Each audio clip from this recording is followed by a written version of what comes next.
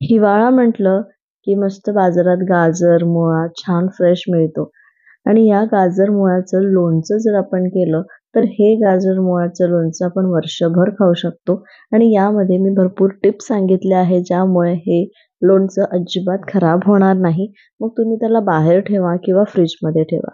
आणि या गाजरच्या लोणच्याची एक माझी छोटेपणाची आठवण आहे, तर ही पण मी व्हिडिओमध्ये सांगणार आहे. तर चला व्हिडिओला सुरुवात करूया.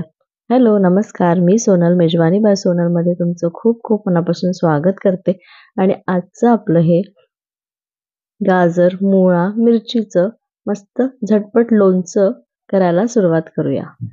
लोणचं करताना सगळ्यात आधी आपण ना तेल गरम करून घेऊ, कारण आपल्याला हे तेल अगदी गरम यूज करायचं नाहीये. गरम करून थोडंसं कोमट झालं पाहिजे, म्हणून मी एके बाजूला हे तेल गरम करायला ठेवते. आणि इथे मी अर्धा कपपेक्षा थोडं कमी इतकं तेल घेतलेलं आहे आणि तोपर्यंत मी इथे हे सगळं चिरून घेतलेलं आहे.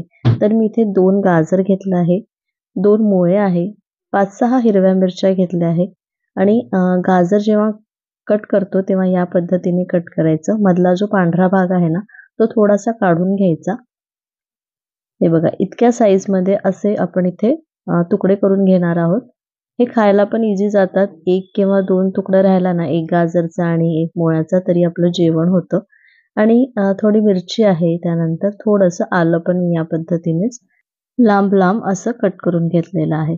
आणि हे सुरुवातीला स्वच्छ धुवून घ्यायचं, त्यानंतर याला कट करायचं आणि असं थोडा वेळ मी ह्या टॉवेलवरती ठेवलेलं आहे, म्हणजे सगळं जे पाणी आहे, मॉइश्चर आहे, ते पण कमी होऊन जाईल. आता जे बाजूला आपण तेल गरम करायला ठेवलेलं होतं, ते पण छान गरम झालेलं आहे. आता या तेलाला आपल्याला पूर्णपणे थंड करून घ्यायचं आहे. थंड म्हणजे थोडंसं कोमट राहिलं पाहिजे.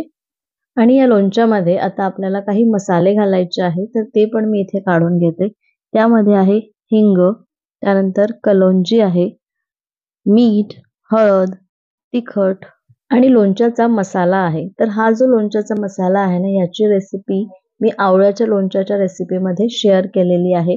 तर हा मसाला जर तुम्हाला बघायचा असेल कसा बनवला, तर त्यासाठी तुम्ही आवळ्याच्या लोणच्याची रेसिपी बघा. मी इथे वरती त्याची एक लिंक देत आहे किंवा तुम्हाला डिस्क्रिप्शन बॉक्समध्ये किंवा व्हिडिओच्या शेवटी पण मिळेल. तर हा व्हिडिओ झाला की तुम्ही तो व्हिडिओ नक्की जाऊन बघा.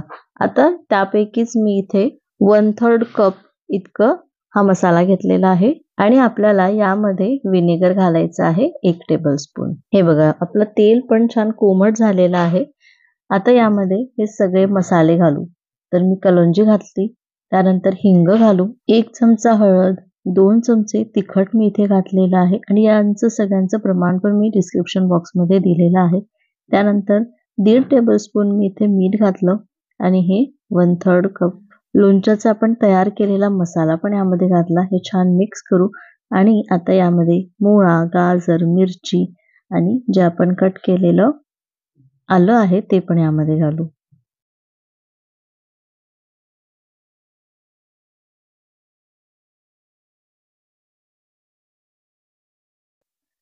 याला छान मिक्स करू आणि 1 दिवस या भांड्यामध्येच हे लोणचं आपण राहू देऊ.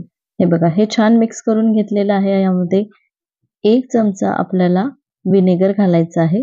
जर तुम्हाला लोणचं जास्त दिवस टिकवायचं असेल तर व्हिनेगर घालायचं आणि जर लगेच हे लोणचं तुम्हाला संपवायचं असेल ना, किंवा इन्स्टंट असेल किंवा 8 दिवसामध्ये हे जर लोणचं संपणार असेल, तर तुम्ही इथे लिंबाचा रस घातला तरीही चालेल.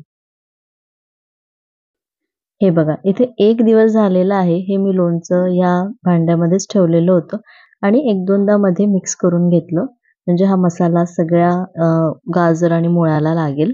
आता हे बघा, हे छान दिसत पण आहे आणि आता याला आपल्याला एका बरणीमध्ये भरून घ्यायचं आहे. जसं मी सुरुवातीला सांगितलं, जर हे जास्त दिवस तुम्हाला टिकवायचं असेल लोणचं, तर तुम्ही काचेच्या बरणीत किंवा चिनी मातीच्या बरणीमध्ये भरून ठेवायचं आहे आणि जर लवकर संपणार असेल तर प्लास्टिकच्या बरणीमध्ये पण भरलं तरीही चालेल. आता मी ही अशी कोरडी बरणी ठेवलेली आहे. ही छान मी स्वच्छ धुवून घेतली, त्यानंतर चांगली सुकवून घेतली. उन्हामध्ये पण तुम्ही याला एक अर्धा तास ठेवलं ना, की छान जेवढं काही मॉइश्चर वगैरे असेल किंवा पाण्याचा अंश असेल, तर तो निघून जातो आणि छान ड्राय होते आपली ही बरणी.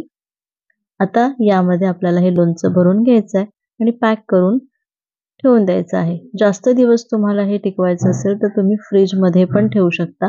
पण नाही ठेवलं कारण आपण यामध्ये व्हिनेगर घातलेलं आहे. जर फ्रीजमध्ये नाही ठेवलं तरी पण हे लोणचं चांगलं टिकतं. आता जसं मी सुरुवातीला सांगितलं, की मी लहानपणीची एक आठवण तुम्हाला या व्हिडिओमध्ये सांगणार आहे. तर गाजरचं लोणचं बघितलं किंवा त्याचा सेंट आला किंवा ते मी खाल्लं ना, की मला आहे ना इलाहाबादची आठवण होते म्हणजे प्रयागराज. आता त्याचं नाव प्रयागराज झालं आहे.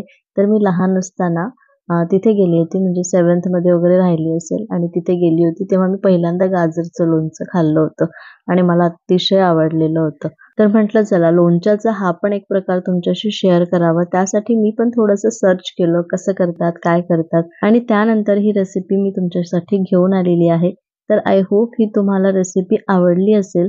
रेसिपी आवडली असेल तर एक लाईक करा, जास्तीत जास्त शेअर करा आणि अजूनपर्यंत चॅनलला सबस्क्राईब केलं नसेल तर प्लीज सबस्क्राईब करा. पुन्हा भेटते अशाच एका मस्त रेसिपीसोबत उद्या दुपारी 2 वाजता. तोपर्यंत बाय बाय.